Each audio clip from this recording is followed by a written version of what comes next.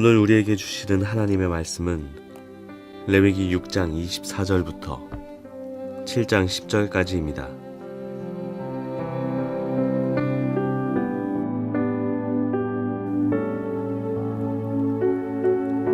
주님께서 모세에게 말씀하셨다. 너는 아론과 그의 아들들에게 다음과 같이 일러라. 속죄 제사를 드리는 규례는 다음과 같다.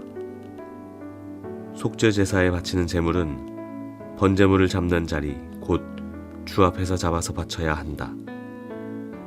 그것은 가장 거룩한 제물이다.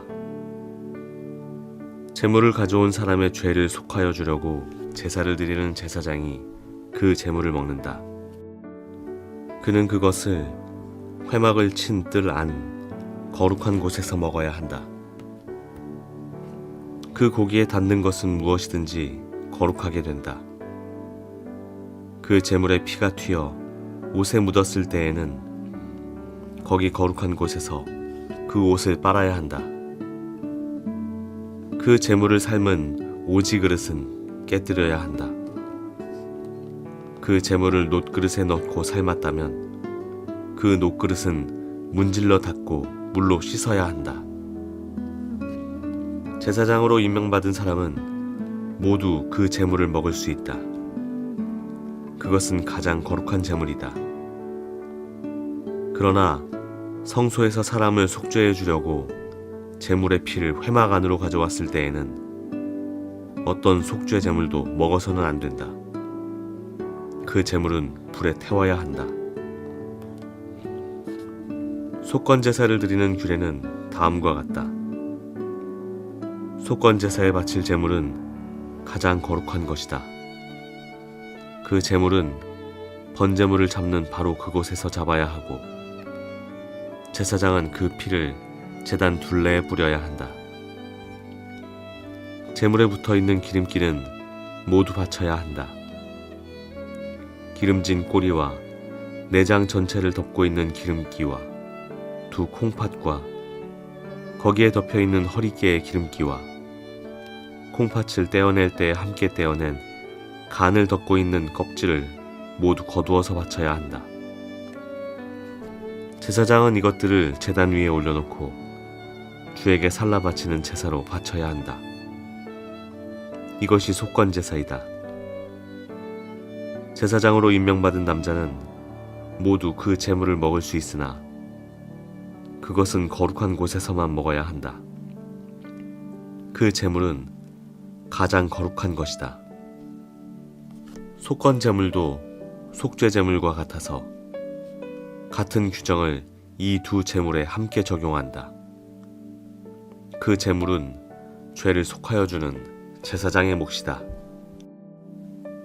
어떤 사람의 번제를 맡아서 드린 제사장은 번제물에서 벗겨낸 가죽을 자기 몫으로 차지한다.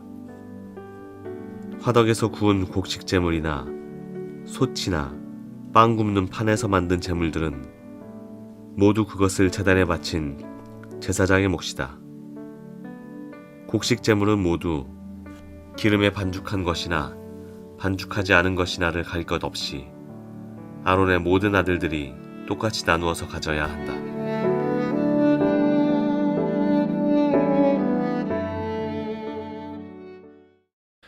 오늘 본문은 제사장을 위한 지침 2탄, 속죄제와 속건제에 대한 내용이 기록되어 있습니다.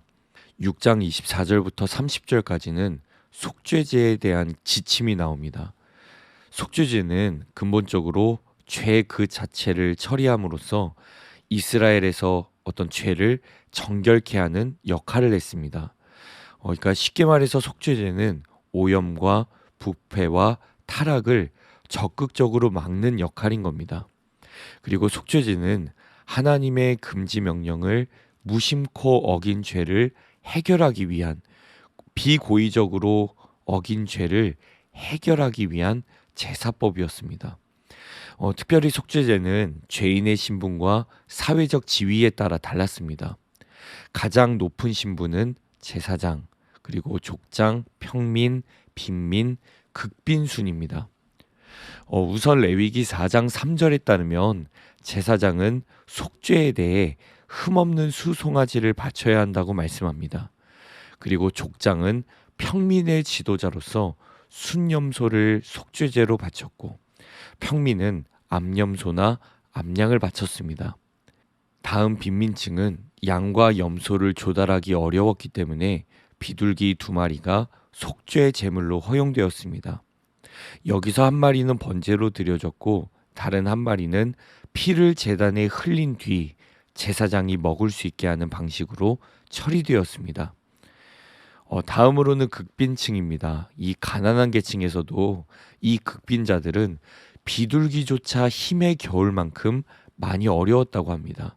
그래서 이 극빈자들이 평소에 먹는 이 밀가루를 소제의 속죄 제물로 바칠 수 있도록 허용해 주었습니다.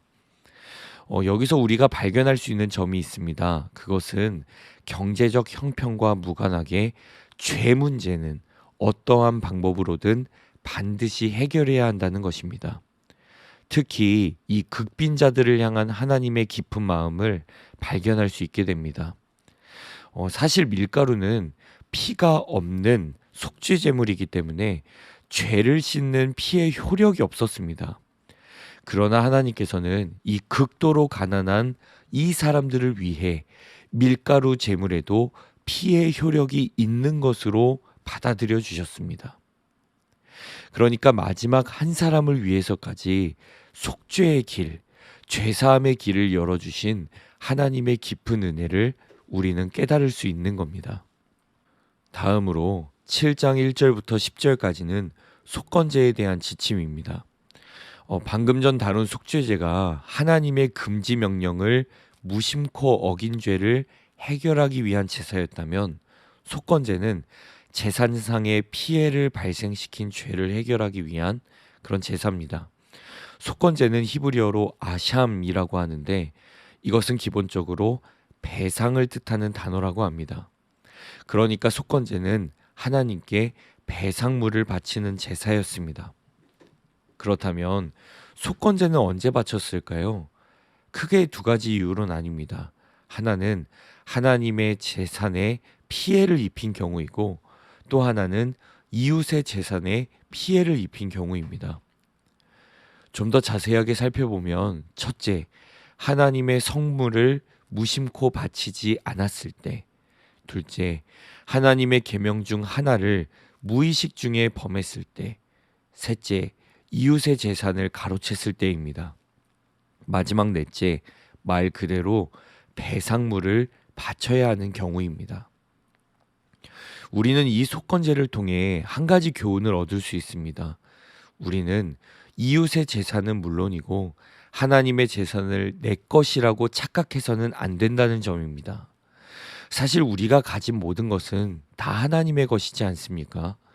이러한 사실을 표현하기 위해 우리는 11조와 각종 헌금을 드립니다. 만약에 마땅히 하나님께 드려야 할 봉헌물을 오로지 우리 자신의 삶을 누리기 위해 사용한다면 과거 속건제를 바쳐야 하는 죄일 수 있다는 것을 기억해야 합니다. 마지막으로 오늘 본문 7장 8절부터 10절까지를 보시면 번제와 소제의 추가 규정이 기록되어 있습니다. 쉽게 말하면 제물로 드린 번제의 가죽과 소제물을 먹게 될 제사장에 대한 규정인 겁니다. 제사장은 속건제, 속죄제, 번제와 소제 모두 제물의 일부분을 취할 수 있었습니다. 여기에는 깊은 의미가 담겨져 있습니다. 제사장은 하나님께 대한 백성의 보상으로 생계를 유지하였고 제물을 쌓아두는 대신에 제때에 공급하시는 하나님을 의지해야 했으며 다른 제사장들과 더불어 살아가는 법을 배워야 했습니다. 저는 오늘 말씀을 묵상하면서 이 세심하신 하나님을 생각해 보게 되었습니다. 속죄제에 대한 규정을 보면서 빈부격차를 넘어 각자의 형편에 맞는 대로 죄사함을 받을 수 있는 여건을 마련하신 하나님. 속건제를 통해 하나님의 것은 마땅히 하나님께 드리도록 하시면서 그 전부를 빼앗아 가시지는 않는 하나님. 10분의 1만을 가져가심으로써 오직 우리의 삶을 이기적으로 살지 않도록 자비롭게 이끌어 가시는 하나님을 보게 되었습니다. 끝으로 백성의 제물로 생계를 유지하고 때마다 먹이시는 하나님을 경험하고 그렇게 더불어 살아가는 법을 배우는 제사장을 보게 되는 겁니다. 결국 이 모든 규정을 통해서 하나님과 인간, 인간과 인간의 건강한 관계가 유지된다는 것입니다. 어느 하나 독점하는 대상도 그렇다고 완전히 소외되는 대상도 없습니다.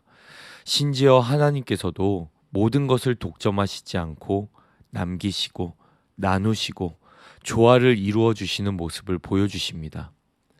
물론 복잡한 제사법에 너무 많은 규정들이 있는 것 같습니다. 그러나 이 말씀들을 좀 더 깊이 생각해 보면 그만큼 하나님께서 우리를 향해 세밀하시고 너무나도 깊은 관심을 가지고 계신다는 것을 깨닫게 됩니다. 혹자는 이 성도의 모임 또는 교회를 가리켜 운명 공동체라고 말합니다. 하나님께서는 우리 모두를 운명 공동체로 부르셨습니다. 출신도 배경도 경제적인 상황도 모두 다르지만 함께 더불어 살아가게끔 주님은 우리를 부르셨습니다. 혹시 우리 공동체 내에서 도움이 필요한 성도는 없나요? 물질적으로나 심적으로나 우리가 함께 짐을 나누어 져야 할 성도는 없나요? 누군가는 넉넉한 물질로 또 누군가는 넉넉한 마음으로 그렇게 하나님께서 부르신 공동체를 세워 나아가야 합니다. 바라기는 오늘 말씀을 통해 세심하신 하나님, 그리고 그 하나님께서 우리를 운명 공동체로 부르셨다는 사실을 기억할 수 있기를 바랍니다. 오늘 하루도 우리를 향해 깊은 관심과 사랑을 품고 계시는 그 하나님과 동행하는 은혜, 그 은혜가 함께 하시기를 주님의 이름으로 축복합니다. 기도하겠습니다.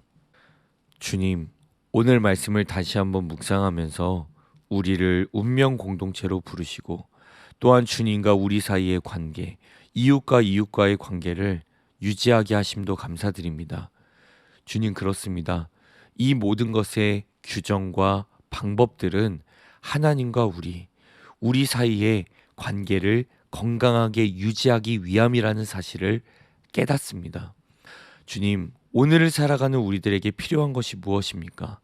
하나님과 우리 사이의 관계를 계속해서 건강하게 유지하고 더 나아가 성도와 성도 간의 관계를 더욱 건강하게 유지해야 한다는 사실을 우리가 기억하며 그렇게 노력하며 살아가기를 원합니다. 주님께 감사드리며 우리를 운명 공동체로 불러주신 예수 그리스도의 이름으로 기도합니다. 아멘.